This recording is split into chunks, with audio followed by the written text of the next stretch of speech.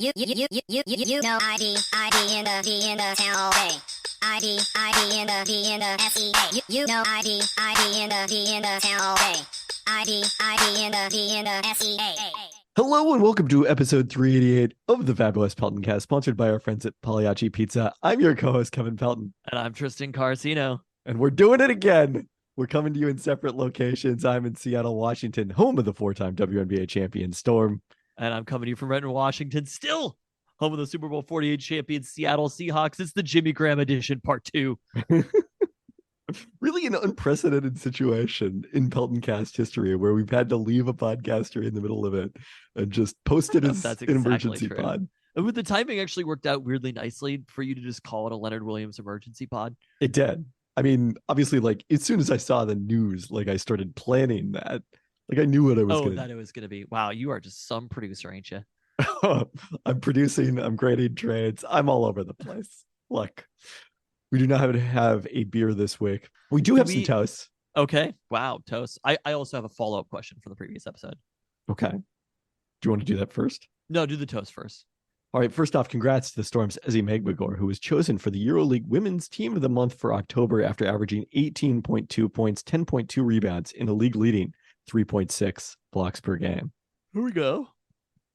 We also this week are remembering beloved longtime Seattle chef Thierry Rotereau, aka the chef in the hat, who died Sunday at age 64 after battling pulmonary fibrosis. Rotereau, born in France before settling in Seattle to run restaurants Rovers, Luke's, and Lulé, won James Beard Award for Best Chef Northwest in 1998, was a two-time competitor on Top Chef Masters, also very famously locally hosted the Seattle Kitchen radio show with fellow Seattle chef icon Tom Douglas. Nice. So a real loss to the Seattle restaurant community. He had retired after closing the two remaining open restaurants, Luke and Lulé, in 2021, but certainly made a mark on Seattle's restaurant scene.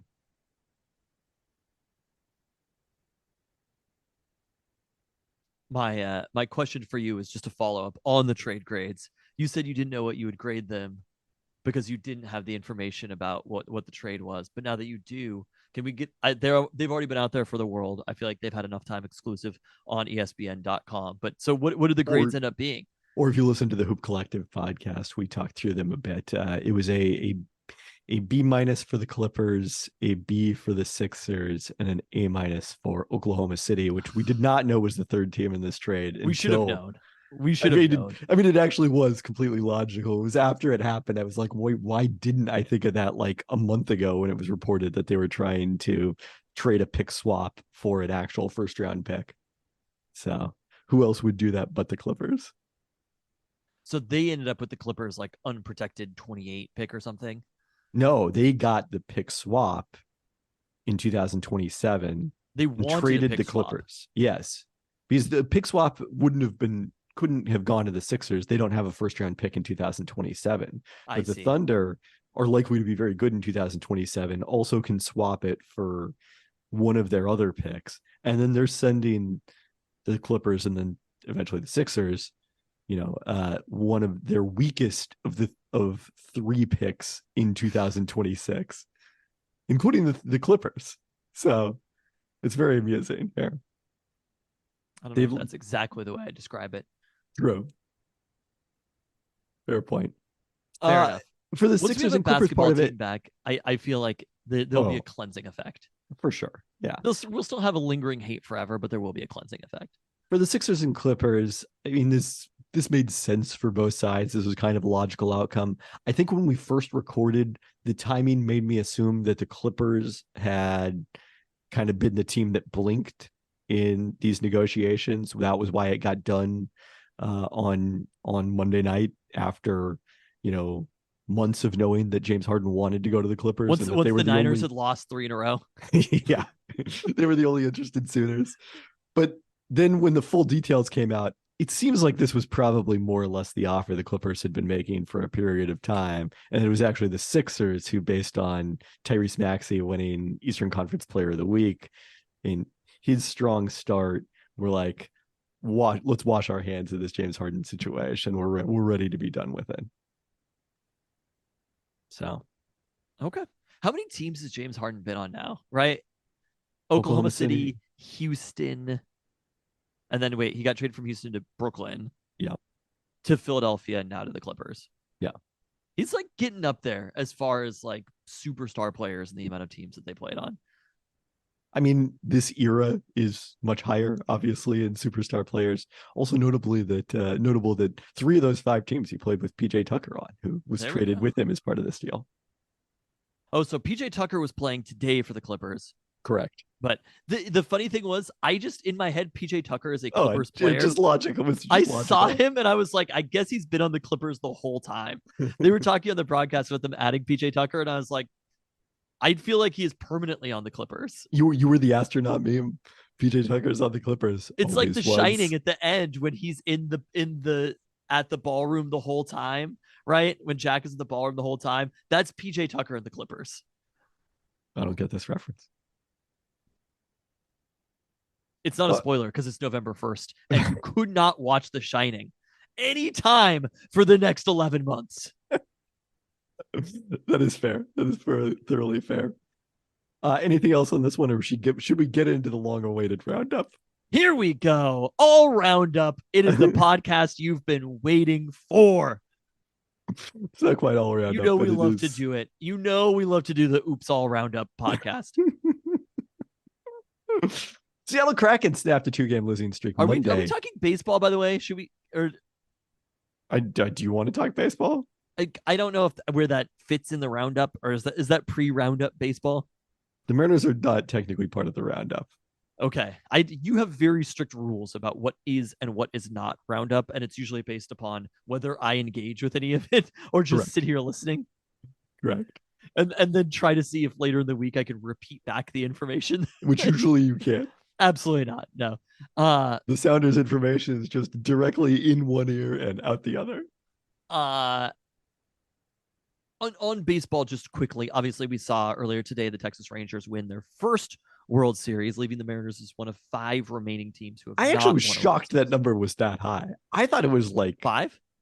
I thought it might have been the only one, honestly. I know they're the only ones who haven't made the World Series. I mean, baseball is different kind of sport than almost any other sport, because you could the Yankees win most of the World Series if you look at a great enough scope or whatever.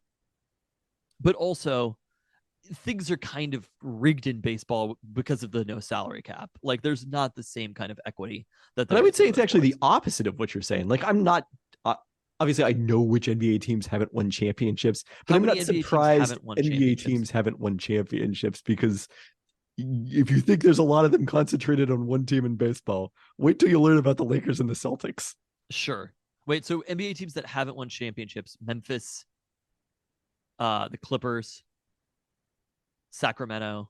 These are all teams that have never made the finals. Okay. How many more are there that haven't made the finals? Or that haven't won the championship? I don't know. There's at least probably like a half a dozen. So there's a lot more in the NBA. NBA is a younger sport too, though, right? I don't know. I'd have to look at that. I mean, the expansion eras were a little earlier in the NBA, I actually think. There weren't maybe as many teams prior to his expansion, but Brooklyn, Charlotte never made the finals. Brooklyn count because you're talking winning? Yeah. Okay. Yeah. Now I should switch to winning. Okay, because New Jersey obviously went to the correct. Finals. Okay, so Brooklyn, Charlotte. Let's see here. Detroit obviously has Indiana.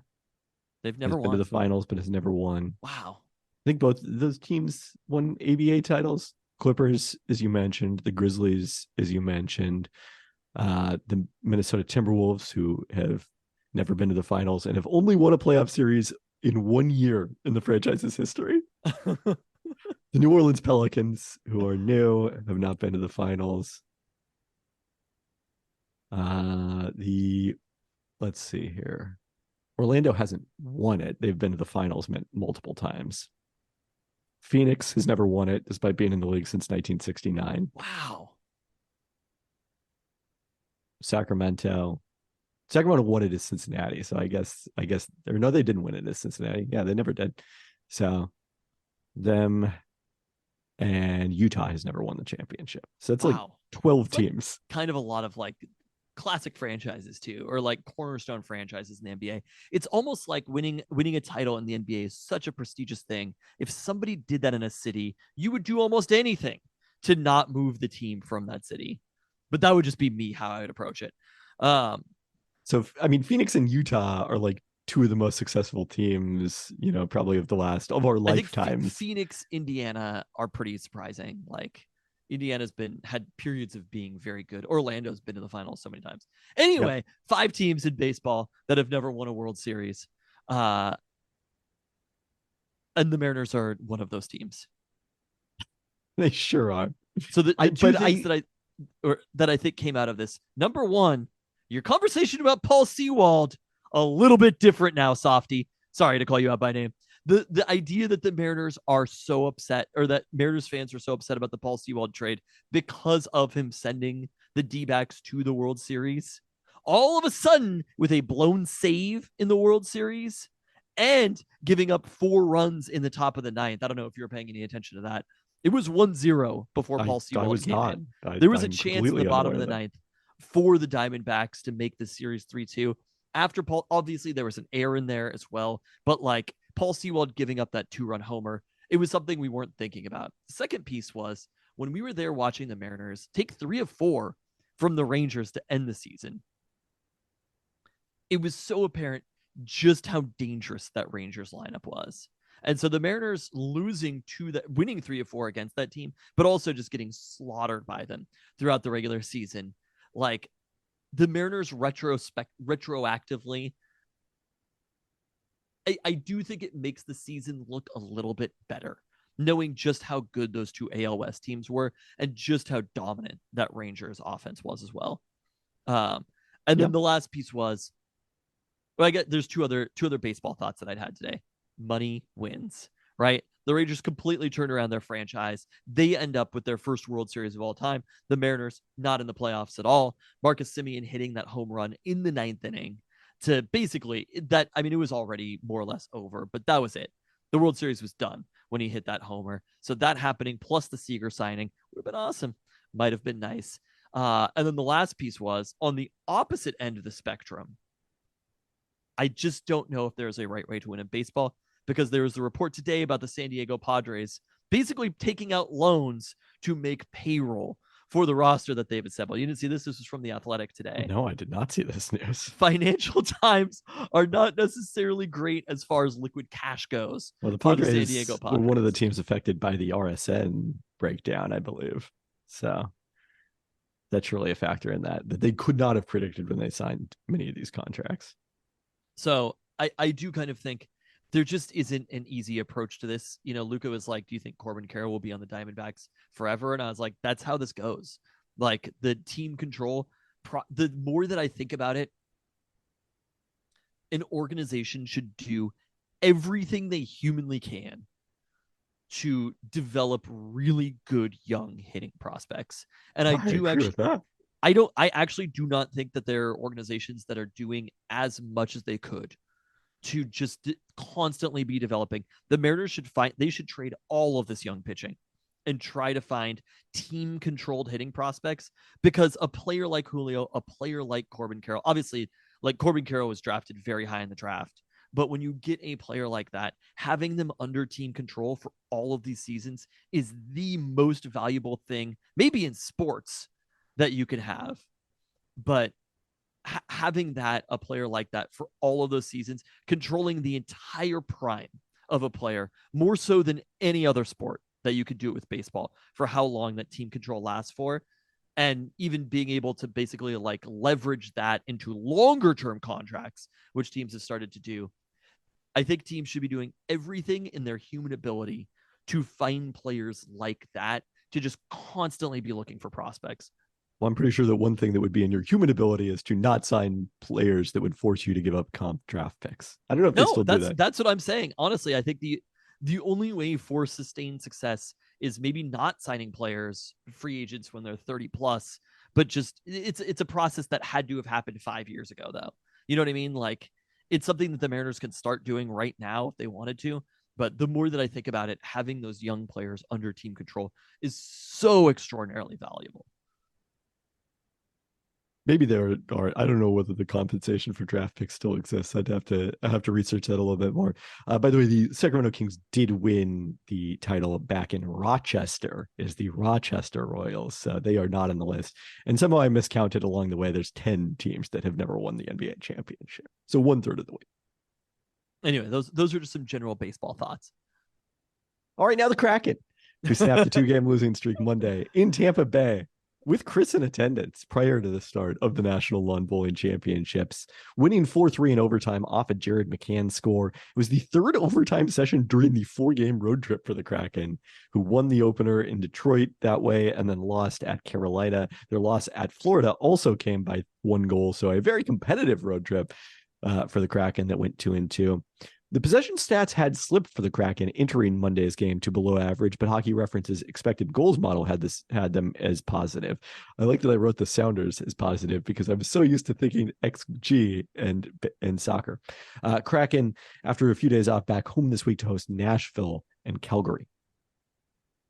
All right, well, speaking of the Sounders, they opened their first best of 3 series in franchise history. They have never won they've won the MLS Cup, but never a best of 3 series. You see, it's a special moment Against FC Dallas on Monday night. Nobody's approaching it from that perspective. Yeah, historic stuff here. Getting a 2-0 win. Albert Rusnak opened the scoring by converting a penalty won by Christian Roldan in the 43rd minute. Sounders had already forced Dallas keeper Martin Paz into a pair of diving saves. Jordan Morris doubled the lead in the 74th minute, heading home a terrific cross from Nuhu. Sounders had a robust 2.2 expected goals in this one to 1.3 for Dallas. Notably, 21-year-old young designated player Alan Velasco left early in the 18th minute due to injury. Velasco started 27 of 28 matches during the regular season, scoring 4 goals and adding 4 assists. Game 2 will be Saturday in Dallas as the Sounders go for the unprecedented sweep. On their side of the bracket, LAFC beat Vancouver 5-2 in a high-scoring Game 1. Will also go for the sweep in British Columbia on Sunday. Also, my favorite thing about this game is that Jamal Adams did the scarves up a day after. I don't know whether this was pre-planned or if it was a reaction to him successfully heading an assist to Julian Love for the interception that set up the Seahawks winning touchdown on Sunday. That was such an awesome play, by the way. It was. I agree. I'm very fascinated by that too. I feel like they just pulled him in to do it. But they must have had it lined up. I don't know. It's tough to say. Fate. It's a little fate right there. But it was I honestly cannot think of any play in NFL history that I remember. Obviously, passes have bounced off players' helmets for interceptions, right? But where it wasn't intentional necessarily, but it looked like a header. I mean, he redirected it. So that was an incredible play. I want to say, I just pulled up from your friends at ESPN.com the too early 2024 MLB power rankings. Oh, hello. Where do you think the Mariners rank on there? 7th. 8th. So really not bad. A not bad 2024 power rankings. It's funny because the power rankings kind of are roasting the Mariners, but then at the same time, like, have them 8th overall. You know what I mean? Like, they're talking about Jerry DiPoto's, quote, in an all-time foot in his mouth moment, talking about the 54% doing the fan base a favor. But then it talks about the rotation, young rotation, too many whiffs to make a deep playoff run if they get in. What do they need to win? 56% of their games. A left-handed power hitting DH would be nice. Know anybody who fits the bill? I mean, that's a little silly given where do the Diamondbacks rank on this? 11th. 11th. And as it turns out, baseball playoffs are super random. So I don't know that strikeouts in particular are going to prevent success. If you could right now be if you had to cheer for the future of one of those two teams, the Diamondbacks just lost in the World Series, and you would still probably prefer the Mariners' future. Yeah. These things also change so extraordinarily. I mean, the Mariners were a better team than the Diamondbacks this season. They just were. Now, in fairness to the Diamondbacks, they were in a league where they got to play the A's a lot, but You just got to get in. If there's a anything, balance. if there's anything, The Jerry Mariners got Dipoto's to play right the about. A's a lot, but they also had to play the Astros and the Rangers a lot. Does that make sense? And if you had to look at this and you had to say, But I think part of the postseason, reason that the AL had such a collective better record than the NL was the bottom of the AL, not just Sure. the strength of the AL. But if you were to, the Mariners, the two best teams in all of baseball after the playoffs, if you were to say, just objectively speaking, these are the best teams, you would probably say it was the Astros and the Rangers, right? Their series more or less determined who would win the World Series. That's probably true. It probably goes something the- like Astros, Rangers, and then Dodgers, Phillies, somebody in that range. Mariners are Braves. tied for the 10th best odds of winning the 2024 World Series at Caesar Sportsbook by William Hill. Tied with, of course, The Diamondbacks. the San Diego Padres. Oh, okay. Shouts Our to the better hated cup. rival, the San Diego Padres. The Diamondbacks are well back. They're at plus 3,300. So the Mariners have better odds of winning. I do feel like there is a little bit of baked in Shohei odds. And I also think the money stuff that we saw from the Padres probably pulls them out of the Shohei race. One would hope. One would certainly hope. I do think that the Shohei conversation is, look, we'll see. I'm excited that we're going to be talking about this pretty soon. The Hot Stove League is in like 4 or 6 weeks, something like that. Sure, But less than that, I think. it feels like it's probably something like Dodgers, Mariners, Giants. I assume that the Yankees, Red Sox, teams like that will be in the mix, but it feels to me like, given being from Japan, being on the West Coast makes a little bit more sense. Your free agency starts November 6th. Holy shit. Yeah. So Players don't really sign until, when are the winter meetings? it's going to require some loading up one of these here. Winter meetings are December 4th through 7th. Okay. That I feel like is when that's when we're on Shohei watch. Yeah. Mark your calendar. We're on Shohei watch. Let's look. Maybe the Huskies will hire Chris Peterson. Well, that would mean Kalen DeBoer has gone back to his alma mater, not his alma mater. I guess it's where he came from. So he's taking the Fresno State job. Okay. Indiana. He's taking the Indiana job. All right. Well, speaking of looking at successful teams, at least during the regular season, from San Diego, OL Reign on Sunday faces the San Diego Wave, the hated rival San Diego Wave. I mean, this is just intense in the NWSL semifinals. After finishing third in the NWSL in their first year of existence and losing in the NWSL Cup semifinal stage a year ago, just like the Reign, the Wave captured the NWSL Shield in year 2, or the top seed entering the semifinals. They had a +9 goal differential, second to Portland's +10, tied for second in both goals scored and goals allowed. Alex Morgan wasn't quite as dominant this season in attack, scoring 7 goals, did have 5 assists, ranking second behind Portland's Sophia Smith in combined goals and assists. She was complemented by Jaden Shaw, who turned 19 in October, had 6 goals and 3 assists in her first full NWSL campaign. Shaw also scored her first international goal in Sunday's 3-0 U.S. women's national team win over Colombia that was played at Snapdragon Stadium in San Diego, just like this one will be. USWNT defender Naomi Girma anchors the back line, is a finalist for NWSL MVP.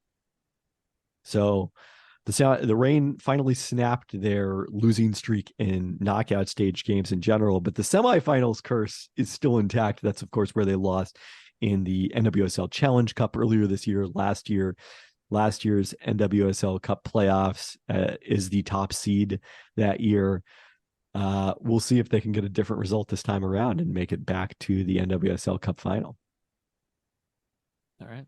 A bit of other Reign news. Meg Linehan of The Athletic reported Friday that Laura Harvey is one of 3 candidates known to be on U.S. Soccer's shortlist for next head coach of the USWNT, with those 3 known candidates apparently atop the list. So it doesn't necessarily sound like she's the top choice, but very much in the mix as we expected, to replace Latko Andonovsky, who's another former OL Reign head coach. right, WNBA news: the draft lottery is set for Hello. Sunday, December 10th, between the ESPN doubleheader featuring South Oh, Carolina and UConn. we're Shohei watch is before then. We have to wait until December 10th. I'm ready for it right now. God, you know what happened last time Shohei was a free agent, right? What happened?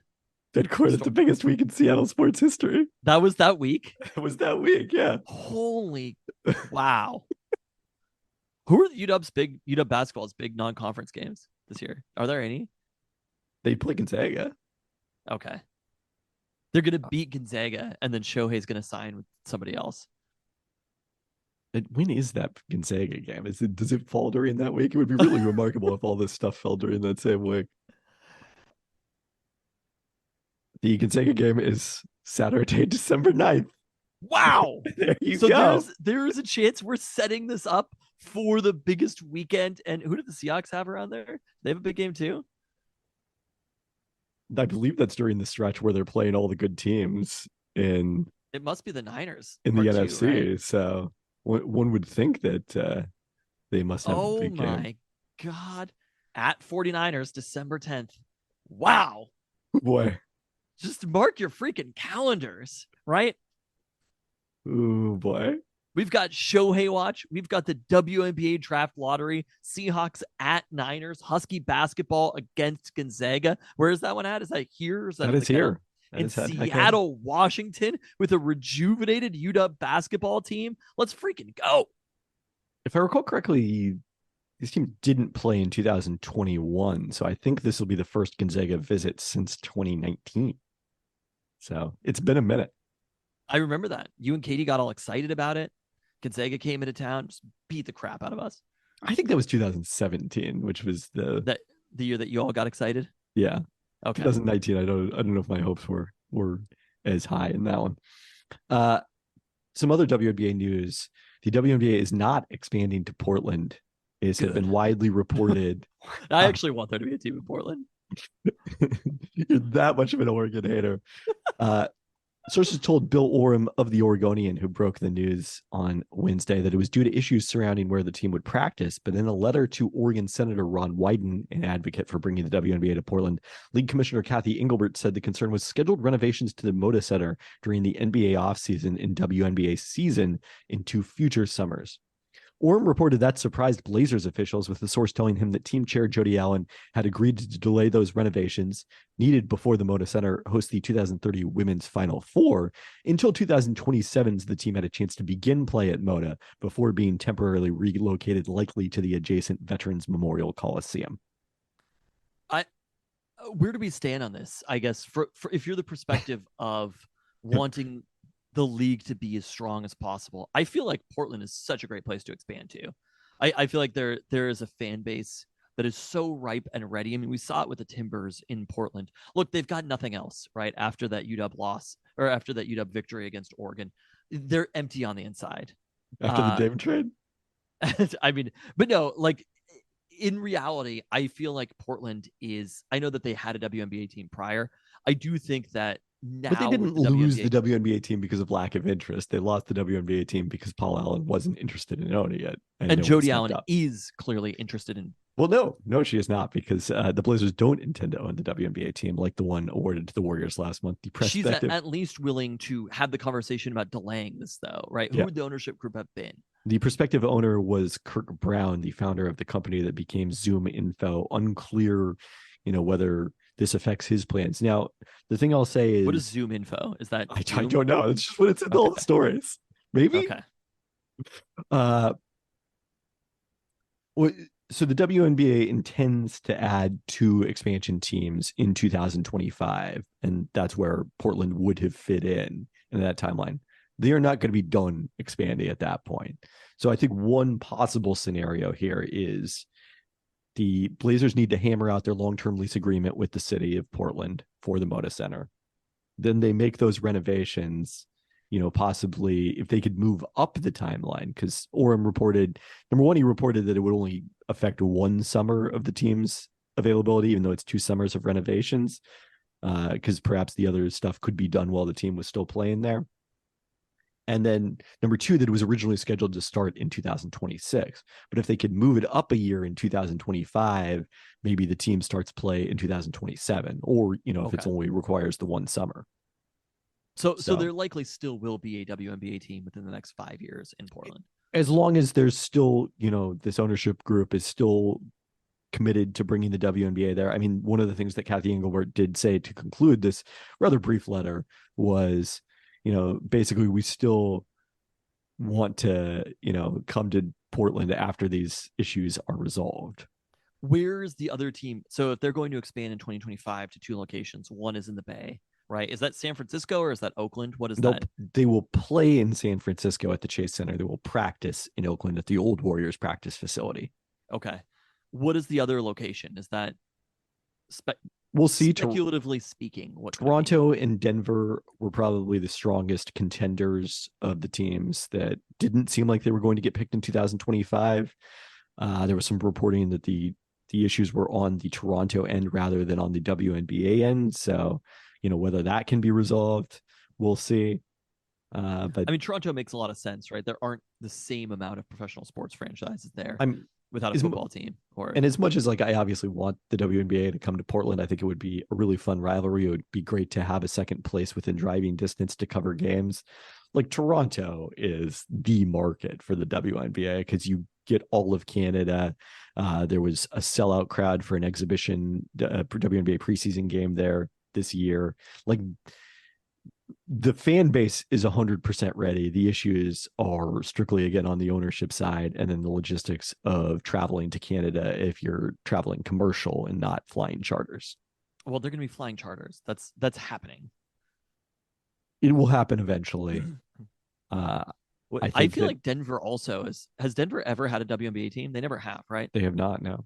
It seems to me like Denver's a pretty strong basketball town. Has had the women's Final Four. Is Portland will in 2030. Yeah, I think the question there was the venue for where the team would play. They can't play at the Pepsi Center? I don't know if they can't play at the Pepsi Center. They were the report is that they were not being, told that the team would play at the Pepsi Center. Okay. They preferred Coke instead. I think they were going to play at the University of Denver campus was the plan. I do feel like Denver, though, I think it is also going to be a strong women's basketball market. And that's what I want ultimately for the WNBA is just to get into these strong markets and then put a pause for a second. Like get to a place where they're at, what are they at, right? What is the number right now? 12? Yep. Get to like 18 cities or something like that. 18, 20 cities. What MLS has done has obviously gone too far.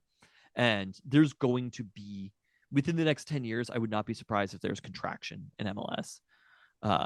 I suppose that would be where you would potentially have an opportunity for promotion and relegation. It would be great if that was the case. Did you know that San Diego is getting an MLS team? Are they? I learned that when I was reading about Snapdragon Stadium in preparation. You literally cannot keep track of where MLS teams are going. Just name a city, right? They have to replace that Rochester championship that the Kings won. MLS team.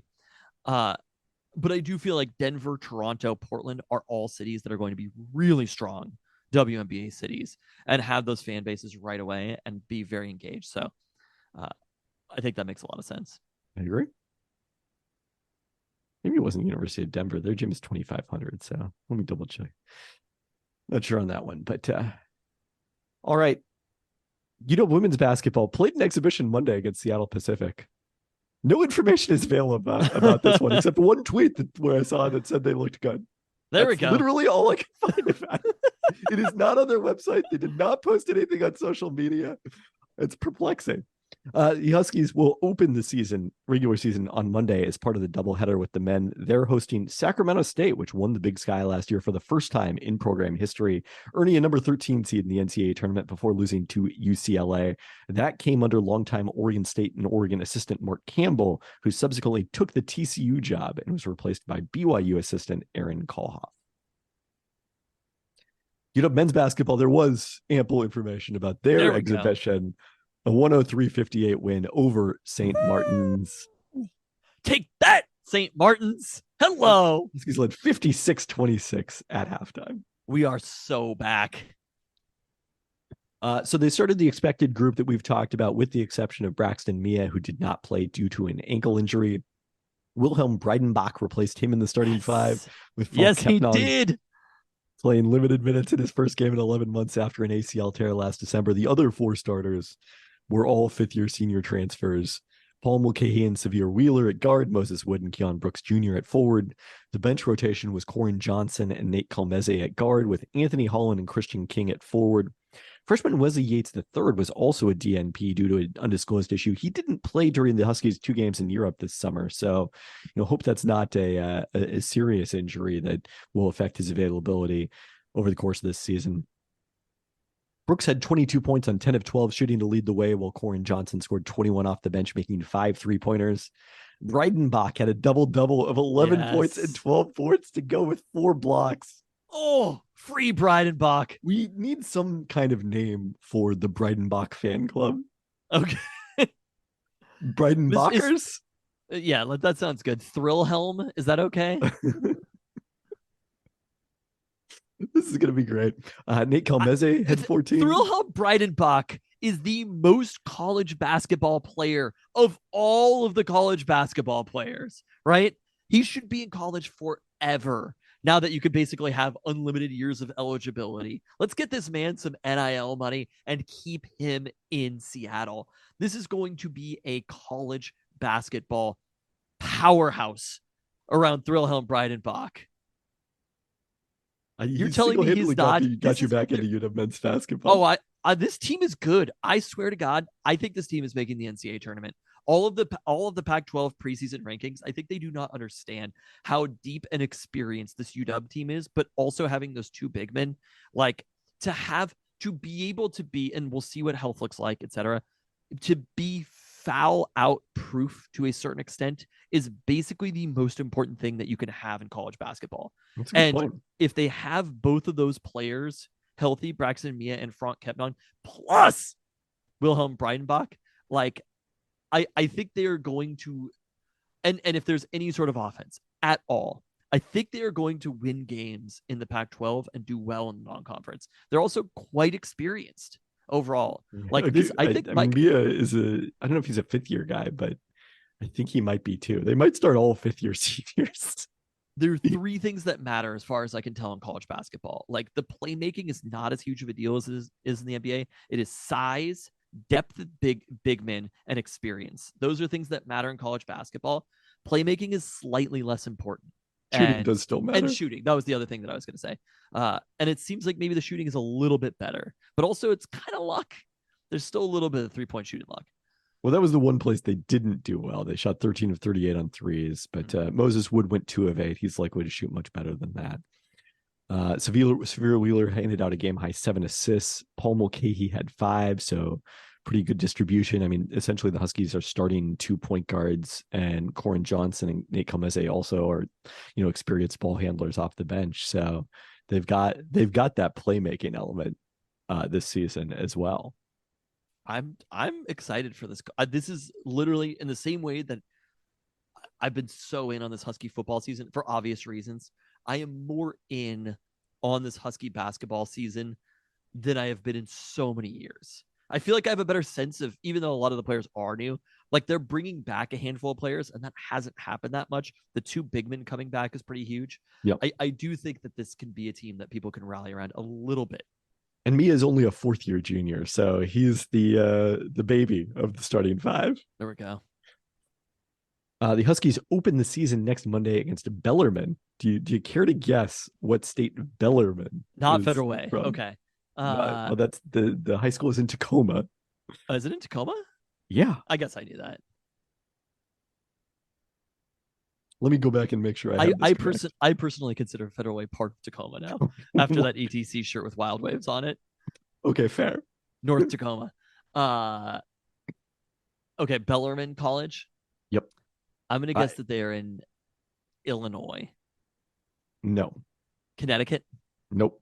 All right. The fact that you guessed Illinois and Connecticut indicates how uncertain it is. I remembered Tennessee, but maybe remembering Belmont. They are actually in Louisville, Kentucky. Oh, Bellarmine. Okay. They're probably the number 1 college there for college basketball, right? Well, are you you think you're joking, but are you aware what's going on at Louisville? No, what's going on at They Louisville? lost to a D2 school. They lost their Whoa. exhibition game. They lost to St. Martin's. It is rough times Who in coaches Louisville. Louisville now? Kenny Payne, former NBA player. Last year, Louisville finished the season 4-28. They were ranked lower in Ken Palm than Bellarmine was, and they lost at home 67-66 to Bellarmine in their season. Did they really? Yeah, Louisville was 4-28 last year. 4-28. This is why we need relegation. They somehow did beat Clemson. I don't know how that's possible. That was one of their two wins. Is Clemson basketball good though? This isn't football. Dabo Swinney. This isn't Dabo Swinney in any year before the last 2 years. Clemson was an NIT team, but they had an NBA draft pick. Someone who was mentioned on this podcast, this Really? very podcast last week. Yeah, we'll see if I remember him. Who is that? Hunter Tyson. Who's the most famous Clemson basketball alum? I think it's Horace Grant. Okay. Harvey went to Oklahoma. So I think It's not he's got exactly to be like the a most famous. rich college basketball history at Clemson.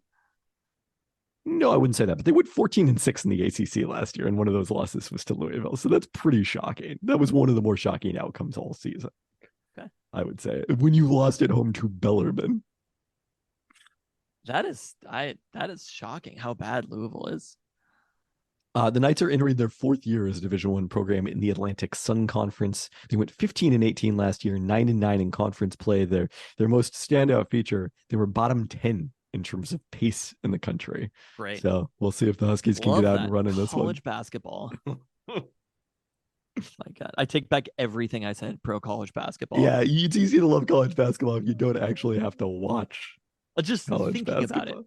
The feeling of, I mean, do I watch WNBA? I have a lot of thoughts on it, but the games, I'm not paying. I just pay attention to the transact. There's not as much transact in college. I mean, there is actually. Are They you sure turn about over that? the roster a lot. Are you sure about that? The rumors are not as interesting. Yeah. Well, because nobody knows who the players are. I mean, find like, out who the players are post transact. correct. I know who the players are because I have watched Rutgers and seen Paul Mulcahy. So You He knew doesn't about come as a Wilhelm surprise. Breidenbach before he committed here or signed here? I watched Wilhelm Breidenbach play about 2 minutes of basketball last season, and let me tell you, it was burned into my memory. He played in the NCAA tournament, right? I don't think Nebraska was that good. No, Oh, he was on. I thought he was on West Virginia for some reason. no. It just seems like he would have played at West Virginia. I mean, Nebraska too. He was listening to Bright Eyes. This is what I believe we discussed on this podcast, right? Yeah. So I watched Nebraska literally one time last season, and I remembered Wilhelm Breidenbach. There we go. I wanted to issue a correction. Also, I was talking about how many listeners we had throughout the Midwest, and I said Omaha, Nebraska, but not Lincoln, Nebraska. And I'm told there's a difference between those. Oh wow, that's even going to make Jimmer angrier. You put it that way. The also remarkable thing is we did not get a single email from the Renton listener. No, they literally do not exist. All right, are we doing Seahawks and wrap you up with Huskies? I mean, I'm more interested in talking about in the same way that Federal Way is part of Tacoma, Lincoln is part of Omaha. Enumclaw is obviously part of Tacoma now because of Enumclaw. Yes, yeah. That's East Tacoma. I want to say you should take all this out. All of this out of the podcast. No, there's nothing that is going to convince me to keep it in more than you saying to take all of it out. All right. Well, you didn't take a stand there, so I'm making the executive decision. We're saving the Huskies. You're keeping them in the hammer. Okay. Because they are still number 5 in the rankings. So the trade deadline came and passed. They lead the NFC West, but don't get the hammer. You got to lead a lot more than the NFC West to compare to number 5 in college football. Okay. The Seahawks aren't the 5th best team in the NFL. Even with the trade for Leonard Williams. So other trades happened. Some other transact happened before the trade deadline on Tuesday. and most notably, the San Francisco 49ers, whose 3-game losing streak opened the door for the Seahawks to fancy themselves contenders, added Chase Young for Roasted. a third Fancy round, themselves contenders. a third round comp pick. That value made the Leonard Williams trade look much worse by comparison. Do you not agree? No, I totally agree. No, yeah, of course you agree. You were much more negative about the Williams trade than I was even. I don't know if I was much more negative about the Williams trade. I don't know. I'm so excited about Leonard Williams. I actually have been a fan of Leonard Williams on his own. Just like when he was on the Giants, it definitely disrupted the Seahawks in a handful of games. And 2.5 sacks in his 3 games against the Seahawks, and 3 games against the Seahawks in the last 3 or 4 years or whatever it was. I feel like I have written about him in the notes so many times over the years. Every time we played them and every time I've watched them play, I was like, that dude is a dude. You know what I mean? Like, Leonard Williams is somebody who is a disrupting force in the inside, or at least has been when we've seen him play. So I'm excited about having Leonard Williams on the team, having him against the Ravens this weekend. Like, the excitement that the Seahawks feel about Leonard Williams, I am feeling the same excitement about Leonard Williams. And there's a reality to this that whether the process is good or bad, it literally doesn't matter. Nobody is consulting with me about it. It doesn't change anything about it. You could have the worst process in the entire world, and me being mad about it or any fan being mad about it just does not change anything. So I think what we can do is just be excited about Leonard Williams, and that's it. By the way, I short sold him 3.5 sacks in the 3 games against the Seahawks since 2020. That said, I do think that the Seahawks maybe, I don't want to say that they misread the market necessarily, because there's a world that the Giants just don't trade Leonard Williams. Right. And they may not have accepted a 3rd round comp pick. And I also am not 100% convinced that I think the Seahawks probably, if they don't trade for Leonard Williams, and there's the possibility of Chase Young for a 3rd round pick the next day, I think there's a chance that they make that trade. I do think there's a reality that the Seahawks maybe preferred the inside pass rush, the 3. I think they unquestionably prefer Leonard Williams.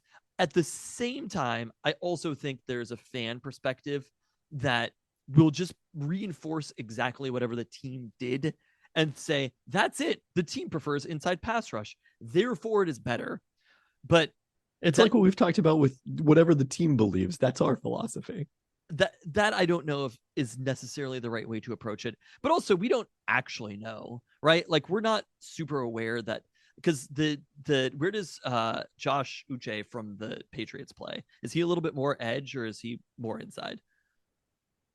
We're asking a lot, because there was a conversation that the Uche's an edge rusher, and so that to me makes me think I'm not 100% convinced. I think they liked Leonard Williams. I think that they saw Leonard Williams and how disruptive he was against the Seahawks, and they were excited about that. He's also just a good player. So that's awesome. It doesn't change the fact that they did pay the most for an edge rusher of any team. The worst trade that happened at this trade deadline was the Chicago Bears going and trading for Montez Sweat, because there were 3 edge rushers or 3 pass rushers or whatever that were traded for. Sweat got the most value. 2nd round pick also, but that's the Chicago Bears 2nd round pick. And that is a radically different 2nd round pick than whatever the Seahawks will be. The Seahawks trade a 2nd round pick for Leonard Williams, probably closer in the 50-60 range. And the Niners pay a 3rd round comp pick closer to the pick 100 range, right? For Chase Young. After pick 100, I think, in the hundreds. Yes. So these are 3 different things. At the same time, anytime that you are trading for a player, the Bears to me is obviously the worst of those trades, because the Bears are not competing this year. The value that they're getting from Montez Sweat this season is more or less irrelevant. They are paying a high 2nd round pick for the privilege of paying Montez Sweat. And that to me is always the wrong process. In the same way that I think the Niners are basically just taking a flyer on Chase Young. They're like, this is a 3rd round comp pick. It's not a huge investment. If Chase Young is amazing, maybe we bring him back. It still makes me a little bit nervous, though. Like, if I was them, as far as that process goes, anytime that you are paying a pick for the privilege to pay someone, you are doing something wrong, unless they are an elite level talent at an extraordinarily valuable position. But that's their choice to make, independent of whether they make this trade. they're choosing gave between the themselves- potential of a comp pick or re-signing him. But they made this trade, like giving up a third round pick just to rent Chase Young for the rest of the season is a completely reasonable value. And the other part of this that affects the Seahawks is, as we talked about, the Seahawks made this move presumably in part because they moved ahead of the Niners in the NFC West standings with that 3-game losing streak for San Francisco. Well, guess what? San Francisco looks stronger with Chase Young. I'm sure that the Niners probably are stronger with Chase Young. Chase Young's PFF grades have been very, very solid this year. Like, it doesn't seem like there's a huge drop off for Chase Young. The issue is just health. That's it with Chase Young. I think if we were in an alternate world where the Seahawks traded a second round pick for Chase Young, we are all so fucking excited about Chase Young. And I think that's the piece that, like, we're all very excited about Leonard Williams, but we could have made the exact same trade for Chase Young and been so excited about it. And that to me is the piece where it's like, it was just a better trade. Like, that's it. It was a better trade. They're not picking up the salary. And that was the thing that you argued, was basically the Seahawks are not paying Leonard Williams. But the 49ers are also not picking up Chase Young's salary. They got the same deal out of it, didn't they? Nothing. Oh, I didn't see that. I believe that's the case. Let me do some research into that. I don't know. Like, it doesn't necessarily make the Leonard Williams trade worse just because somebody else got a slightly better deal for a different player. It doesn't change. The Leonard Williams deal should be judged unto the Leonard Williams deal, and it's not necessarily great value, but they're getting a good player, and maybe they will compete this year. Yeah, Chase Young is making the minimum the rest of the season, or maybe he's $1 million the rest of the season. So it's a good trade that the Niners made, but like, Chase Young also might get injured. The Niners might come into Seattle with 2 more losses by the time that they play each other on Thanksgiving Day. Like, I don't think it radically changes the future of the Niners making that trade. It doesn't make me more or less scared of the Niners. I think they're a good team. They're obviously a good team. And it doesn't change the Leonard Williams trade because there's a reality that I think it does, because again, you're making that trade in part because of the opportunity you have now, and the opportunity you have. If the 49ers and Seahawks both improve, like, that's the Niners better will not improve for the rest of the season. If you know what I mean? Like, the Seahawks both improve, that's still good for the Seahawks because the rest of the NFC exists. But again, I think that 49ers opening was a big part of their decision, and it looks a little less open today than it did on Monday. I think you were probably overjudging both of these players and their impact on, like, fair. But again, that's the argument for the Leonard Williams trade, is that he's going to make that impact. So if you don't think he's going to make that kind of impact, it's already fallen flat on its face. So yeah, we've already talked about this. I do think that. I think there's almost no players. I mean, you mentioned Tyler Lockett. Like I said, if the Seahawks traded Tyler Lockett for a second round pick, do I think that their playoff odds would significantly decrease? Yes. Like, I don't know if I believe that. We saw them play a game without DK Metcalf, and at no point during that game were we like, whoa, really wish they had DK Metcalf. Missing a single game is a large percentage of an NFL season. Who did they play that game against? The Cardinals. Yeah. I mean, it's a little different if they're playing that game against a good team. Do you think the odds of the Seahawks winning at Baltimore would be materially different without Tyler Lockett? I really do not. I do not think that. I don't think that I don't think any single wide receiver on the Seahawks roster makes that huge of a difference. We saw it. If you look at the Minnesota Vikings, right?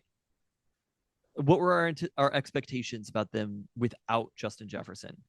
Was it to go and beat the 49ers? Or did somebody else just get those receptions? I mean, Jordan Addison certainly stepped up. To TJ Hawkinson and Jordan Addison. Like, I also think the Vikings thing, I just feel like their relationship with Kirk Cousins is so wild that people were just like devastated about Kirk. I was like, wow, I feel like this fan base might have kind of hated Kirk Cousins for many years. And I mean, the thing I was thinking about is where the Seahawks are right now with Geno Smith, where it feels like the local media is like so down on Geno Smith, and maybe I'm overjudging the influence of Matt Kelkin's columns in the Seattle Times, but that's how it feels. And then like you see all these national writers talking about like how amazing Geno Smith is playing. And he's kind of in that Kirk Cousins zone of like, Is he Both good things enough are to true win at you the a same Super time. Bowl? Probably not. Could it get a hell of a lot worse? Boy, it sure could. Yes. So, Geno Smith, by the way, currently not on target to make any of the escalators in his contract, other than potentially the 10 wins and make the playoffs. Can you imagine cheering for that? As a fan, no, I'm not saying that you are by mentioning it, but can you imagine as a fan being like, yeah, woo, save a little bit of money, Seahawks? I mean, no, but also like if he had escalated his contract by 15 million, their cap troubles in 2024 would be even more considerable. All right, should we talk about Sunday? I all that said, I am so excited to see Leonard Williams on this team, and I do not think that any individual interior defensive lineman makes more than a small percentage chance of victory. When we talk about percentage chance of victory, it's not going to be like, well, it would have been 36, but Leonard Williams is here, so it's 60%. All of these things, aside from quarterbacks, are small percentages. It is a large team. That's the point of football, is that almost for most teams, no individual player matters all that much. In the way that it's like with Chase Young being there, I'm not like, oh, the Niners are now they are maybe a 0.5% more scary than they were beforehand. Yeah, the markets have responded to the trade by pushing the odds for this game up a little bit if they've moved at all in Baltimore's favor. So there you go. I think the markets are responding more to Baltimore. Like if you looked at overall Super Bowl odds, Seahawks and 49ers, what they were to begin the week and to end the week, I would guess that they are precisely the same. Probably, yes. So that would be an indicator of how much the markets think either of these players matter. And are they going to have an impact on the field? Of course they are. Are they going to have so much of an impact on the field individually that you could say that they influenced a victory or a playoff game? I think it's probably pretty unlikely, because what matters is so many different players on the field, especially on a defensive line where you have a rotation of players. But it's always good to have more good players on the roster. Yes, and they will have more of an opportunity to rotate on the defensive line, which they were not able to do as much early in the season. Today, the Seahawks defense is better than it was on Sunday because of that. Sure. And I do think that is a factor, and it is going to make everybody else on the defense better. And a draft pick today, 3 years from now, that second round draft pick could make a bigger impact over a long period of time or whatever. Today, that second round draft pick is not going to affect the game against Baltimore. You know what I mean? It's not going to affect the game against San Francisco. Why you should trade all your picks, as the LA Rams current roster indicates. I mean, they won a Super Bowl. Like, I don't. You still don't retroactively award them a Super Bowl. No, it's an asterisk Super Bowl, of course. But like, they did win a Super Bowl by this strategy. They're a worse team now for it, but like, at least it's an ethos. That is true. The Baltimore Ravens are number one in DVOA. They are the new number one in defense, replacing the Browns, meaning 2 consecutive weeks the Seahawks will have played the number one defense in the league. They're number 4 on offense. Their plus 81 point differential ranks second to the Bills, and they've faced a harder schedule. They finished last season 5th in DVOA, despite Lamar Jackson missing the last 5 games after an 8-4 start. Healthy Lamar is completing a career high 70.5% of his passes, much better than the 66% that he completed during his MVP season, for 7.8 yards per attempt, which matches his average that year. No longer as dominant a run threat, his 5.1 yards per carry is lowest since his rookie season, and his attempts are down too. He's just 5th in rushing EPA, according to QBR, which ranks him 12th overall. His best performance, he picked apart the Lions defense for 357 yards, 3 touchdowns, in a 38-6 blowout in week 7 before throwing for a season low 157 yards and 5.8 yards per attempt against the Cardinals last Sunday. Rookie Zay Flowers, another one of these first round wide receivers, has immediately stepped in as Jackson's top target. He's catching 72% of his targets for 7.6 yards apiece. Tight end Mark Andrews is always a reliable option with a 71% catch rate and 8.8 yards per target. After that really committee for the Ravens, Odell Beckham Jr. has caught just 54% of his targets for 6.2 yards per target, was shut out on 4 targets Sunday. Left that game at one point due to injury, did not practice on Wednesday due to a shoulder injury. So we'll see whether he's on the field for this one, but that unlikely to move the needle a lot. Baltimore number 4 in rush EPA per play, with J.K. Dobbins suffering another season-ending injury, this to his Achilles in week 1. Gus Edwards has been the lead running back. That's another Ravens player who did not practice Wednesday due to a toe injury, but tough to tell this early in the week whether that will affect his availability. The Ravens defense had been in the top 10 2 of the last 3 seasons, including last year under new defensive coordinator Mike McDonald, but they're reaching new levels this year. They're still number 2 in EPA per play behind the Browns. Those teams also rank 1-2 in drop back EPA. The one little bit of a weakness, the Ravens haven't been quite as strong against the run, but still rank in the top 10 there. They added old friend Jadeveon Clowney, who, true to form, hasn't flashed in terms of sacks with 3.5, but ranks 9th in pass rush win rate by ESPN Analytics. They're 4th as a team in sack rate, led by 6.5 from Justin Matabuki, who had 8.5 in 3 seasons coming into this year. Opponents are completing 61% of their passes, which is decent, but for a league low 8.9 yards per completion, producing easily the league's lowest net yards per attempt at 4.2. Like, basically passing against Baltimore is netting as many yards per pass as running typically does, which is wild. Incredible. Yeah. They're below average in forcing turnovers thus far, despite a league-high 5 interceptions from safety Geno Stone. And notably, no Geno has ever picked off a Geno in NFL history. So hopefully a streak that continues.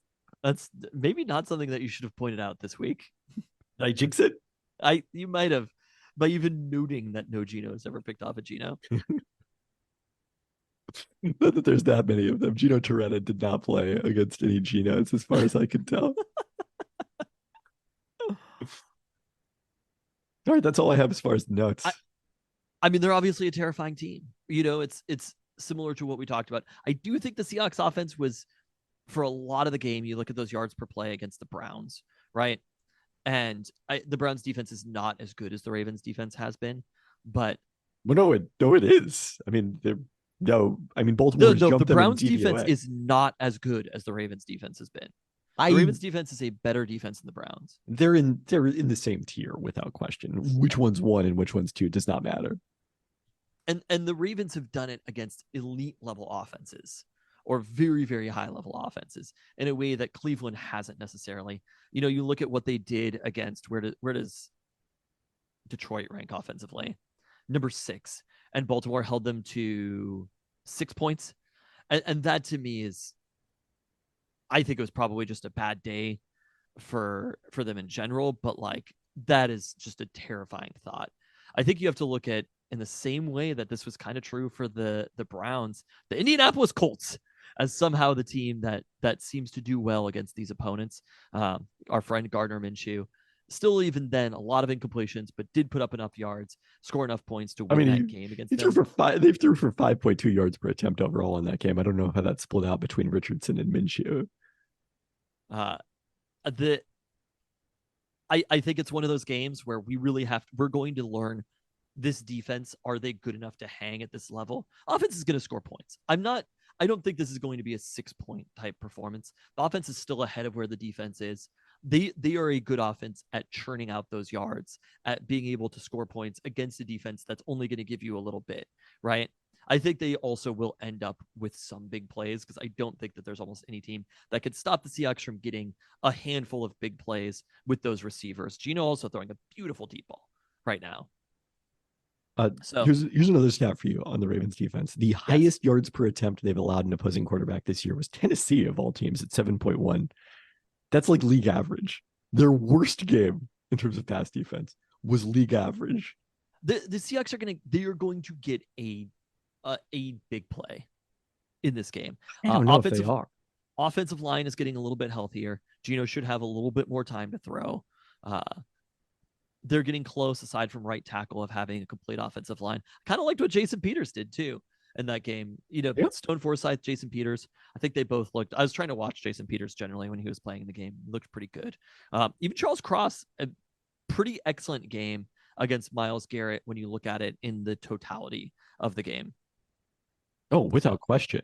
And I For don't think the Garrett to only Ravens get to the have. quarterback once, and Gino wasn't like constantly under pressure or anything like that. No, I think it was a pretty impressive game overall for the offense against Baltimore and for the offensive line in particular and Charles Cross. And the Ravens don't have any pass rusher who's at the same level as Myles Garrett. I actually think the Seahawks are going to move the ball a little bit in this game.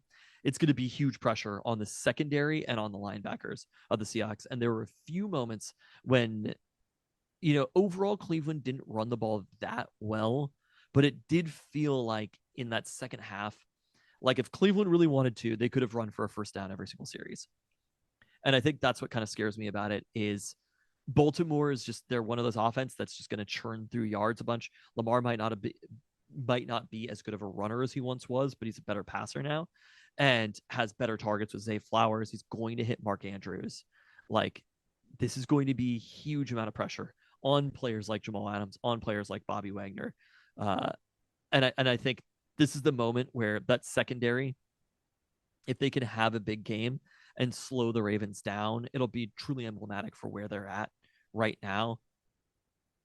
Still TBD though, a little bit, because there were some moments that Cleveland got through against them, and that was PJ Walker, not Lamar Jackson playing at nearly the best he's ever played. So I think that to me is I think the offense will score some points. I think this is going to be a higher scoring game than people realize right now. But then also it's just getting into that routine of that the Seahawks have continually found themselves in of, is it going to be 38 minutes that the Ravens have the ball and the Seahawks have to hit a couple of third downs to keep things moving? Because I do think it could be that kind of game again, where the Ravens are just gaining yards and yards and yards and yards and yards, 5 yards, 6 yards, 7 yards, first down, first down, first down. Everybody's hitting hard. Devin Witherspoon's getting up, celebrating a big hit or whatever. But at the same time, it's an 8-yard play.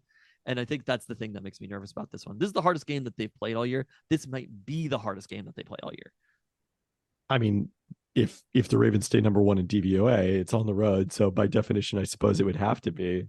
San Francisco or Philadelphia, I suppose, could wrest that title away by the time the Seahawks play them. But right now you would have to say so. Baltimore has been elite at preventing big plays, maybe not as dominant as you would think based on some of those stats. They've given up 23 plays of 20 plus yards this year. That is the fourth lowest rate in the league on a per game basis. I like how the Ravens are. I think Ronnie Staley, I don't know if he's expected to play, was on the injury report today, but both teams are pretty healthy. I like how healthy the Seahawks are right now. They're missing, aside from Abe Lucas, almost no one. And I think the anticipation is they'll be missing almost no one for this game, which is, it's a unique thing. Their offense is very deep, and there are a lot of different ways to attack this. If Ken Walker can get open, I just hope that they don't get into a situation where they're trying to make third and makeables, because that has not worked for the Seahawks. That to me is something that they need to be getting those yards. They need to be getting those first downs on first down, not trying to get 4 yards, make it on 3rd and 2. We need to see the offense happen early and on early downs. We need to have the motion, play action, and try to thaw the Ravens defense that way. But I do think the place that Leonard Williams is going to be important is, I looked down at that game against the Browns and saw just how low energy the defense was in the second half and how gassed they were. And it was one of those things where I was like, this defense is done in a lot of ways, despite the fact, like they're getting the energy from the secondary. But when the Browns were running the ball against them and just kind of picking up yards a little bit easily, it's one of those things like Jaron Reed looked exhausted.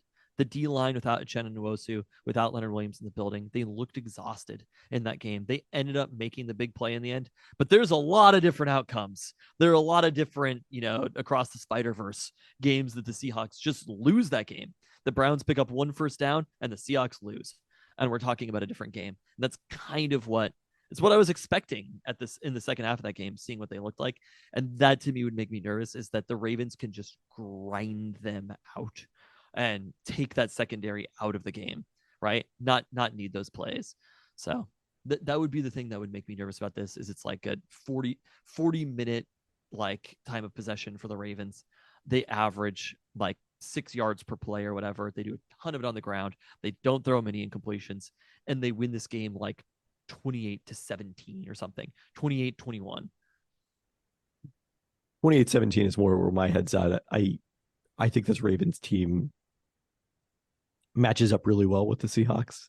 I think the run threat of the quarterback has always presented a challenge for them. I don't know. They've got a lot of speed on the field now. They've got a lot of speed out there, but they had a lot of speed against Josh Dobbs, and he was running all over the place on them and having some offensive success at periods of time. I think they'll control Lamar. It's more like freaking Gus Edwards or whatever.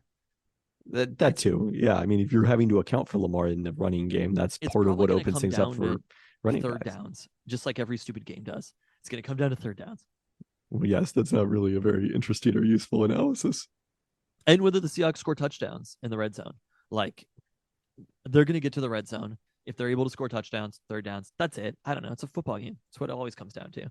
But I mean, the Ravens are a better team, and they're at home. Like, the Seahawks are heavy underdogs in this game. I don't.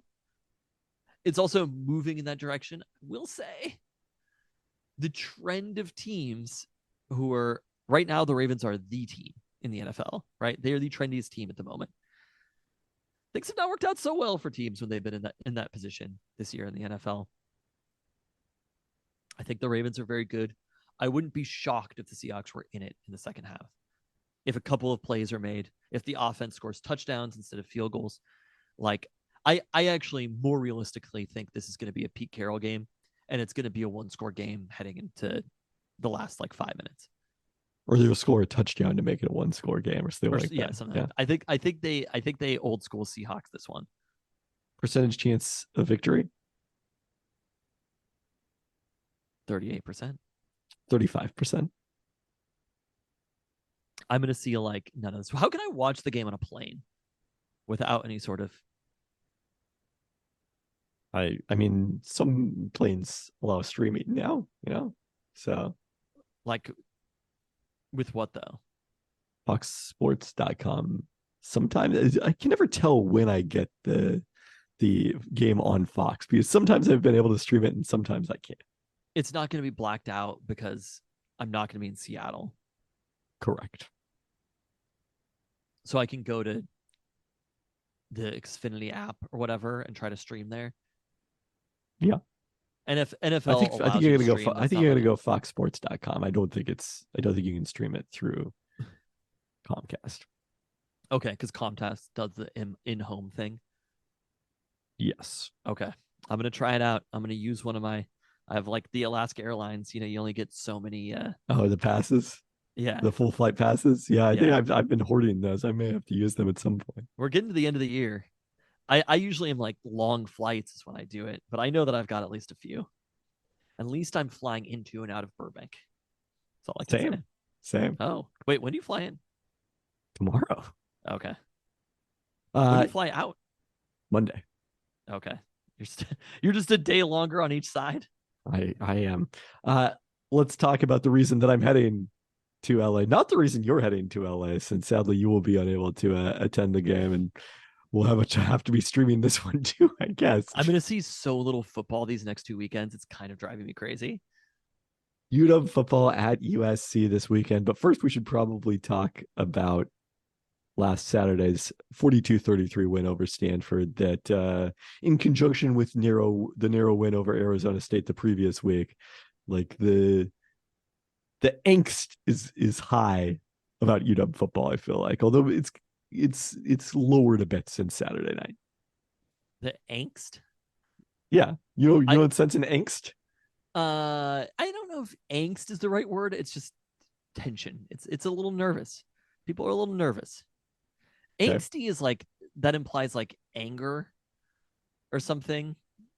All right, now I'm going to have to look up the definition of angst. A feeling of deep anxiety or dread. Okay, all right, sure. Yeah. A feeling of persistent worry about something trivial. I feel like that fits the bill here. Are we just counting football as trivial? Well, everything's trivial. I agree that football is trivial. You're right. Ooh. Huh. I don't know what you were working through right there. But... No. The light on my back patio just turned on. Okay. I'm trying to decide if maybe it's the switch. Maybe it was a horror movie you watched. I'm a little scared. Anyway, I think people came out of it angsty about the wrong thing, frankly, on Saturday. what These should people came away. Tell me what people should be angsty about. People came away worried about the offense with kind of an up and down performance by Michael Penix Jr. and the offense in general after not scoring an offensive touchdown against Arizona State. And granted, this was against a really horrible defense in Stanford, as we talked about last week coming into the pod, but like ultimately in part because of the fact that they had a 92-yard touchdown pass to Jalen Polk. Like they averaged 7.1 yards per play. I would have expected more, certainly from the Huskies coming in, 7.2 yards per play. I would have expected more, certainly coming into this, but that's the teams that average more yards per play than them against Stanford or Oregon and USC, which are also elite offenses. So I don't think it ultimately was that bad of an offensive performance, even though there were some surprising drops and a few misses by Penix. But he was sick. Every time Michael Penix plays badly, he's sick after. I mean, in this case, he apparently was very visibly sick in his post-game interviews. To me, the angst is what about much the more... previous week? Was he also visibly sick? Like it was. He was 2 not weeks in a visibly row. sick. It was after the fact that the coaches said that he was sick after the Arizona State game. I mean, I know that there's some sickness going around. That'd be a very long sickness. I don't know. Sometimes things stick with you, but the 5.9 yards per play the Huskies gave up on offense to Stanford was tied for their most this season. Those coming against Colorado and Sac State. And those are not defenses I think that you want to be compared with if you're UW. That was the issue, is that they were not good enough defensively in this game. That's why Stanford hung around. Full agree. I mean, Stanford maybe wins this game, to be honest. Like there's a world where if a fourth down pass is made or on that fourth down where like the wide receiver catches pass the ball, right? It's Stanford might win. Like there was a real fear that the Huskies lose this game at the end of that game. I don't know. What would I'll be curious to look through and see what their chances of victory ever got to in this one according to the ESPN model. I mean, I think if Stanford picks up that first down, that's a huge swing. I forget where in the context of that game it came. Yeah, I guess they dropped to 64% at one point was the lowest they were. How much time was left on the clock when you dropped that fourth down play? Well, it must have been right after this because that's when the Huskies win probability up dramatically. Well, it's about the game was over. It's about the 5-minute mark. And they were down 2, right? Correct. Stanford was down 2. I got to tell you, the chances of them getting in a field goal range if they pick up that play were probably pretty high. Oh, no, less than that. It was 3 minutes and 20 seconds. We're left. Yeah, no, there is a world, again, talking about, across the Penix verse, like there is a world where Stanford completes a easy Wait, did you pass. say they were close to field goal range? No, they weren't close to field goal range necessarily. But with that catch, where would they have been? Probably about their own 40. And considering how badly the defense was playing, that Stanford could have gotten into field goal range on that drive is not an impossibility or anything like that. They might have gotten into field goal range, hit a field goal with a minute left, and Michael Penix is desperate to try to get down there, to try to get down the field on the other end. Maybe it happens. I would still put my money on Michael Penix versus the Stanford defense. I was very nervous about that. I mean, I left that play being like, we just dodged a freaking bullet. And I do hope that I hope that because of Penix's illness or whatever, just strange things happening for a couple of weeks, I hope things are different. But let me tell you, my angst has not waned. If people are talking about angst waning, I think the offense is going to be fine. I think that USC is going to score a lot of points against UW. And I also think you can't set the total for this game high enough, in my opinion. If we are being honest with ourselves, Seahawks, Huskies, our number one rivals are better than us right now. Like, that is a reality. There's a victory. The Huskies won that game. The Seahawks are number one in the NFC West.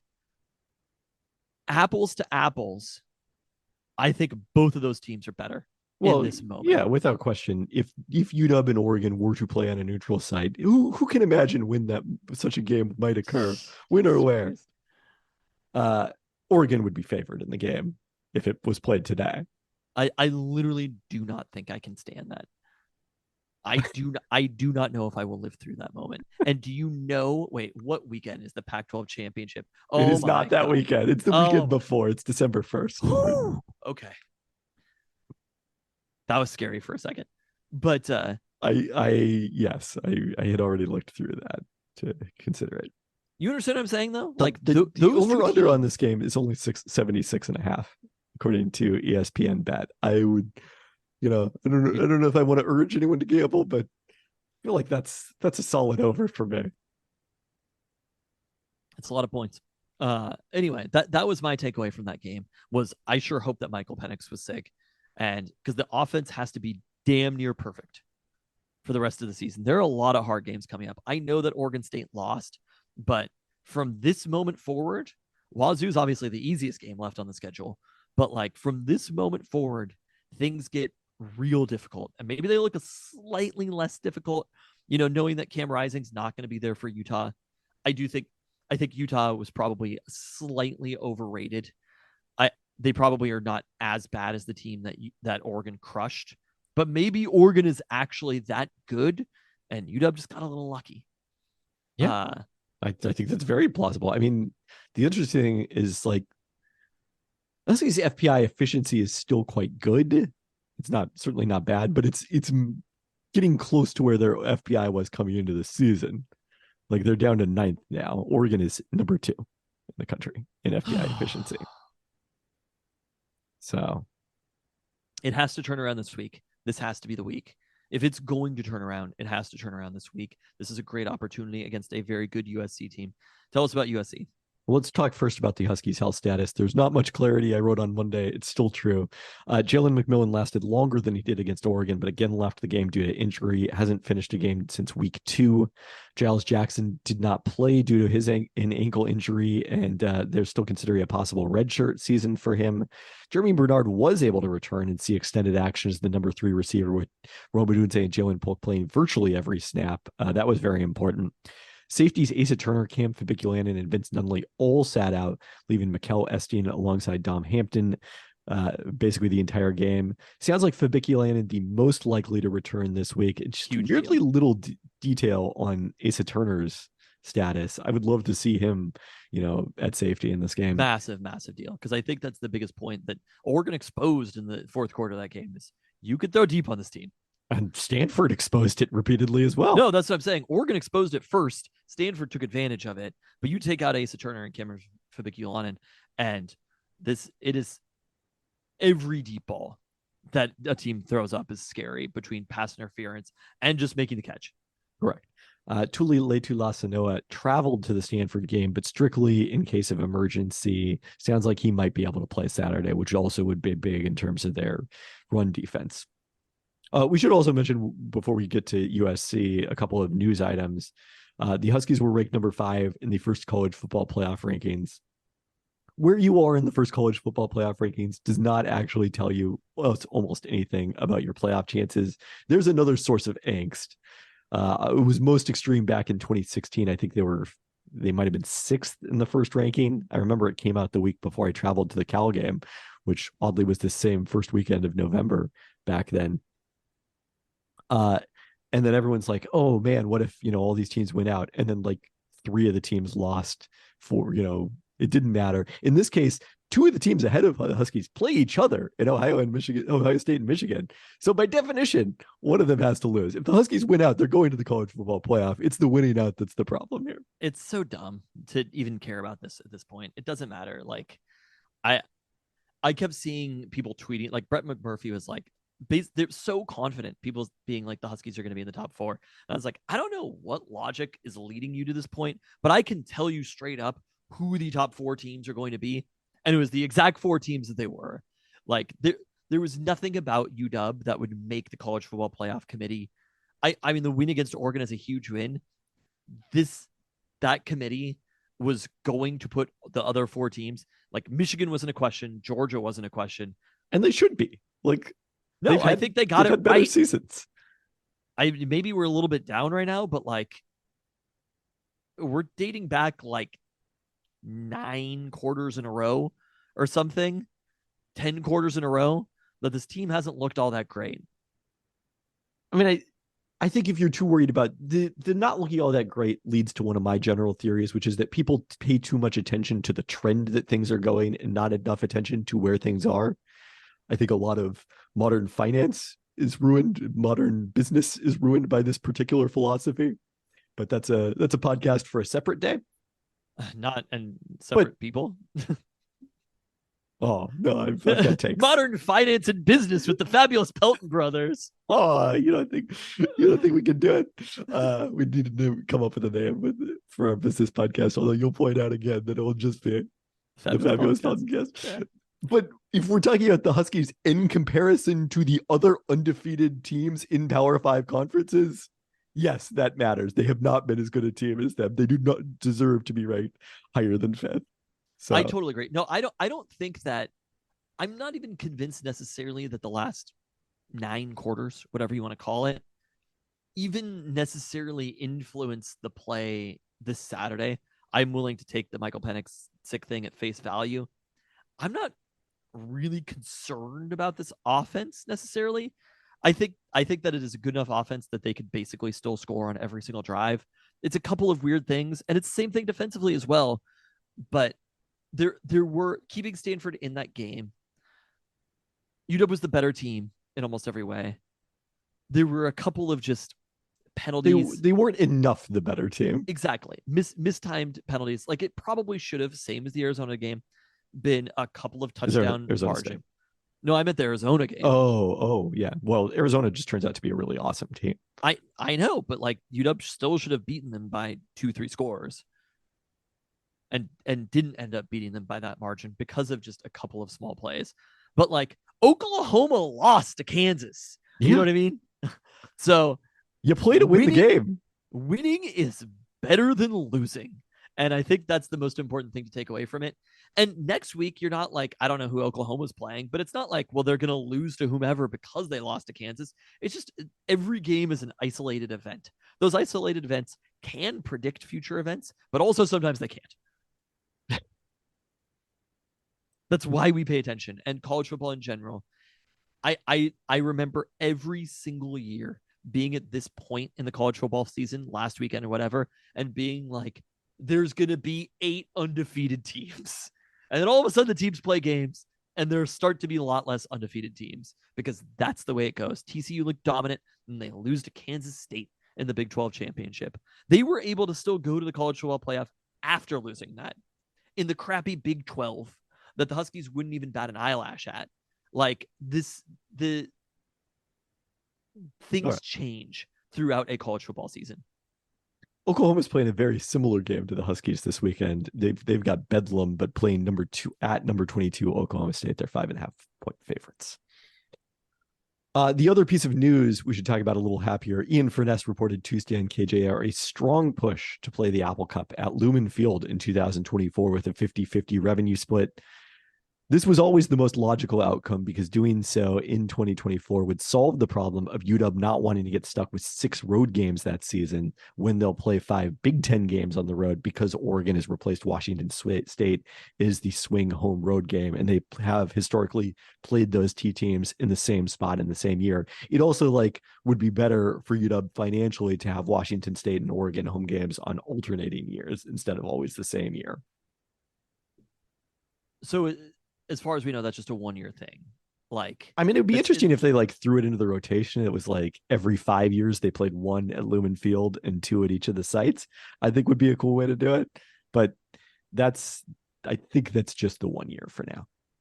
But there's no mention of timing. I saw a lot of people with angst, if you will, about this is the angst episode of the podcast. When the game would be played and the time of year that it would be played. I didn't say anything on that. I don't understand why it would change. Can't the Big Ten just schedule with the last weekend open? You know? Well, they better for USC and Notre Dame in the years where that game is played in LA. So I think they can figure it out. I just, that didn't really make any sense to me why they couldn't just schedule UW to have their rival at the end of the season, in the same way that Oregon is probably going to want to continue playing the Civil War, play at the same weekend. No longer the Civil War. Oh, sorry. Did they officially name it? I don't know what they call it now. They call it no longer the Civil War. It's the Platypus Bowl, though, is what it should be. Yeah, I guess it officially has no name at this point. So it's given no name. But that to me, it seems like it makes the most sense to just keep it on the same weekend. Yeah. So, all right, now let's talk about USC. The season started with high expectations. There's a lot of angst about USC's defense, let me tell you. After they reached the Pac-12 championship game in Lincoln Riley's first year in LA, finishing 11-3 after losing that game to Utah and the Cotton Bowl to Tulane. With reigning Heisman Trophy winner Caleb Williams at quarterback, USC started the season 6-0, but the warning signs began flashing. The angst began after allowing 41 points in back-to-back narrow wins over Colorado and Arizona.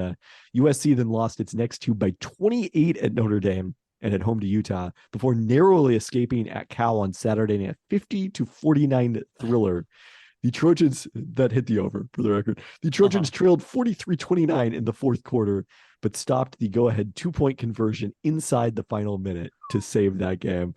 They've dropped to 18th in FPI efficiency, fourth among Pac-12 teams behind Oregon, UW, and Oregon State. The offense is still doing its part. They're still elite, sixth in FPI efficiency, 2 spots behind the Huskies on that side of the ball. Williams, ninth in QBR after finishing last season fifth. He was tops in the country in points above average, the cumulative version of that en route to the Heisman. His completion percentage and yards per attempt are actually up, but he has 4 interceptions after throwing just 5 all of last season. I think 2 of those came in the Notre Dame loss, where the defense actually played decently, but it was the offense that couldn't get anything going against Notre Dame. Has been sacked far more frequently. Already has more negative EPA on sacks than all of 2022. USC as a team has allowed 24 sacks, including 17 the past 4 weeks after 30 total all of last season. So this would be a great week for Braylon Trice and Zion Tupuola-Fetui to get after the quarterback. We did see that with Braylon Trice at Stanford, I think more so than we have most of the season in terms of, statistical production. Caleb Williams has run for 9 touchdowns after posting 10 last season. His top target is 5th-year senior Taj Washington, who leads the team with 35 catches for 711 yards and 5 touchdowns, nearly matching all of last year's totals when he was playing alongside Jordan Addison. Brendan Rice has emerged as the number 2 receiver with 30 catches for 511 yards and 9 touchdowns, a lot of those big plays. Marshawn Lloyd leads the Pac-12 with 766 rushing yards, tied for most touchdowns among running backs with 8 behind only his QB. He's averaging 7.7 yards per carry, but has had double-digit carries in just 4 games thus far in a pass-heavy attack.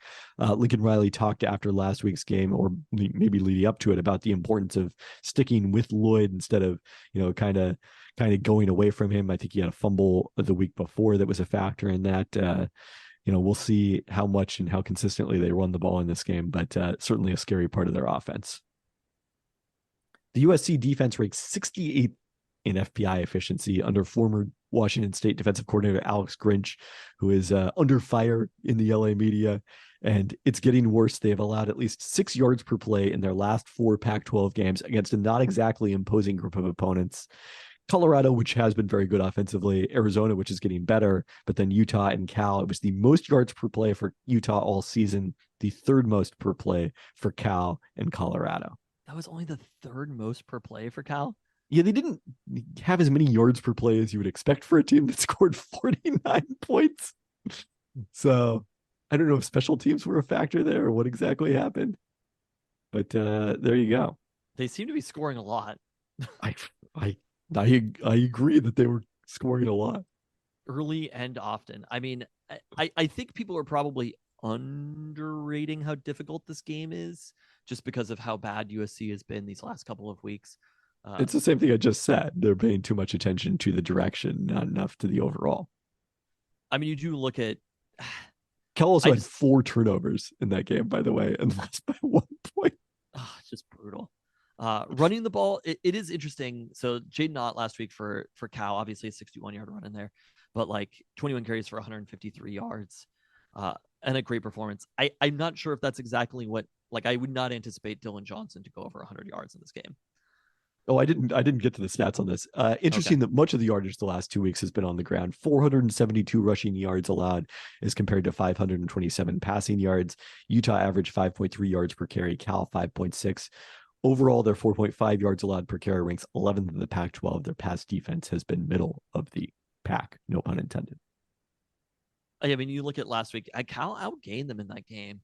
Yeah, I mean, Cal also had a monster offensive game against Oregon State and scored 40 points in a loss in that one as well. Their other game with more yards per play was North Texas. So okay, not necessarily that notable. They did average 6.2 yards against UW as well. So Cal can move it sometimes, I guess. Fair enough. I mean, I think it's going to have to be a factor in this game in a way that it really, the run game has not been so far. You can kind of feel that Kalen DeBoer is wanting to get the run game involved a little bit more than they have gotten involved. I mean, I think that's part of the reason they didn't score in some possessions in the second half on Saturday. He was trying to get the run game involved. Right. If they can, though, and they can thaw things running and then open up the pass game, it's going to be huge. But this is the type of game where you have to anticipate every single possession that you need to score a touchdown. And just given where the defense was last week against Stanford, and all of a sudden they're facing the Heisman Trophy winner in Caleb Williams, I mean, it's obviously going to be a shootout this game, but they have to score. They have to score early and often. They have to be aggressive. Kalen DeBoer has done a pretty good job of that so far this season. But those plays, the couple of mistakes that Penix has made the last few weeks pretty much need to be more or less completely free of mistakes. And those are the types of plays that are going to swing the game. Whether Roma Dunze was pass interfered with on the interception, irrelevant. Like that, they just have to score. And I think that if that doesn't happen, if they get down by a couple of touchdowns, of course they can come back quickly. But slowing down USC is something that they really haven't proven to us that they can do right now. I think another big key in this game is whether the Huskies can force a turnover. They forced one turnover in their last 3 games. Obviously, it was a really big one because it was the Mishael Powell pick 6. But it's really unusual for a team to be undefeated, number 5 in the country, and have a negative turnover margin on the course of the season, as the Huskies do. Very strange. And the reality is Michael Penix has made some mistakes these last couple of weeks. Obviously, we're scrutinizing him very heavily because he's, Heisman Trophy favorite, but he has made mistakes on some of these plays. I think seeing that Utah has outgained and ultimately beaten USC on the road, seeing that Cal has outgained and lost by a point with a chance to win against USC, that's the place that gives you hope, which is UW is a better offense than both of those teams. Objectively, right? Yeah. So when you look at it like power on power, unit on unit, the Huskies are a better offense than USC is. They're a better defense than USC is. I think this is one where they should be able to move the ball as long as this offense looks normal. And I think they can score on almost every possession and stay ahead in this game. Again, like you were saying, forcing a turnover, making Caleb Williams make plays, get to him. If they could get into a situation where it's a 2nd and 20, 3rd and 18, something like that, avoid the penalties as well. You saw USC, I think they had 11 penalties for 100 some yards against Cal, which obviously hurt them. Same way that hurt UW in that game against Stanford. They have to avoid some of those plays, giving up free first downs. If all of that happens, I do feel like it's a very dangerous game, but it is a very winnable game on the road against USC. Yeah, it's a game in which their favorite is winnable. I agree with this assessment. What is the spread? They're -3. Okay. That scares me. I could. Is there any number there that would not scare you? If they were underdogs, you would like it better? I would rather USC be favored. Yes, I agree with that. I guess that would scare me less. I do think there's a chance in this game that UW has a comfortable victory. I don't think there's a chance of losing badly, but I do think there's a chance of winning comfortably. I think there's a chance of losing badly. I don't think it's high, but I think there's a chance of it. Percentage chances of victory? 58%. We go 55%. Although the one factor we have not accounted for, third Pelton brother Nate Taggart is attending this game. his record is 1-11 all time in UW's games not played in the city of Seattle, neutral site or road games. Now, obviously, a lot of those are self-selected big games, but it is remarkable that the Huskies have lost every non-Seattle game I've traveled to, except the two that he didn't, which were that aforementioned Cal game in 2016 and Michigan State earlier this year. There might have been a Yeah, Colorado win in there I look that he at this wasn't at. Utah game. Bryson Barnes is 14 of 23 for 235 yards and just did it on the ground. They outgained USC by 80 yards. I don't. USC is just kind of bad, and they're very, very scary, and their offense is very scary, but they're also kind of bad. If Yeah, I that mean, makes sense. UW has been a better team than them this season, without question. USC is That, at home, but that is a nervous 58. But they were at home against Utah also. yeah, That is a nervous 58%, but I do think if I'm being objective, the Huskies probably have a again, better chance of winning. you got to say it's an angsty 58%. Yeah. I'm not going to see any of it. I want to check my phone and see that the Huskies are up comfortably and just be like, okay, I don't have to pay attention to this. That's what I wanted to have happen when we were at a Halloween party last Saturday. So we can't always get what we want. Nope, not even close. All of a sudden you're inside. What was against Arizona? I know they beat Arizona in overtime.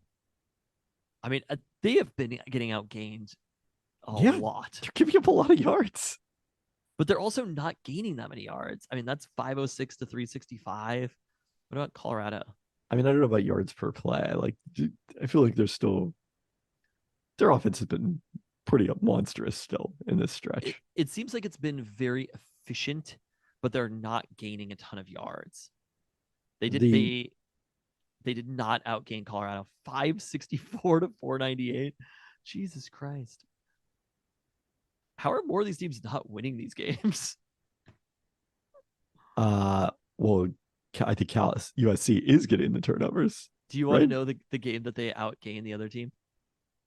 Notre Dame? Notre Dame when they lost by 28 points. I mean, that makes sense just given the interceptions. They had the ball a lot more times, I think, with longer fields. Sport. Obviously, Stanford, when they crushed Stanford, they didn't, but they definitely outgained Arizona State by quite a bit. They only had 365 yards against Arizona. That's kind of shocking. But when you look back, 1, 2, 3, 4, 5, 4 of the last 5 games, USC has been outgained, and in the other one of those, they lost by 28 points. So I hope that they can get the run game going. I hope that Dylan Johnson has a monster game. I hope he runs for 150 yards, huge plays, and I also hope that Michael Penix resupplants himself as a Heisman favorite in this one.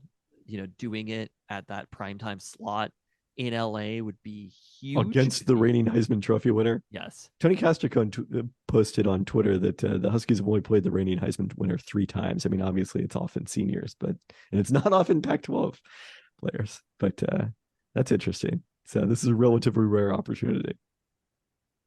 And I hope they come out of it victorious and come back home for Utah for the rest of the gauntlet.